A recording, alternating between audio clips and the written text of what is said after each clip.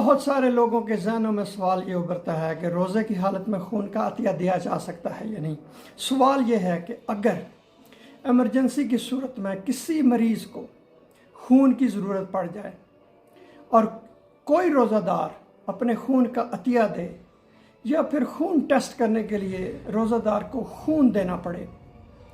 तो क्या इन सूरतों में रोज़ा बरकरार रहेगा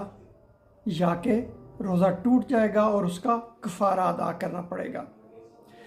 उसके अलावा अगर रोज़े की हालत में किसी बंदे का एक्सीडेंट हो जाए या उसके हाथ पैर या जिस्म का कोई सा भी ज़ख्मी हो जाए और उसमें से खून बहने लगे या कि दांतों में से खून निकलने लगे, तो क्या इस सूरत में भी रोज़ा टूट जाएगा? बहुत से उलमा इस बात पर मुत्तफ़िक हैं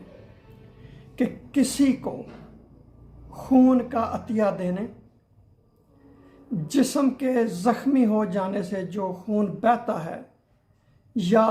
दांतों से खून निकलने पर रोज़ा नहीं टूटता, लेकिन अगर खून हलक से पेट में चला जाए तो फिर रोज़ा टूट जाता है और उसका कफ़ारा अदा करना पड़ता है। बहुत शुक्रिया ये वीडियो देखने का।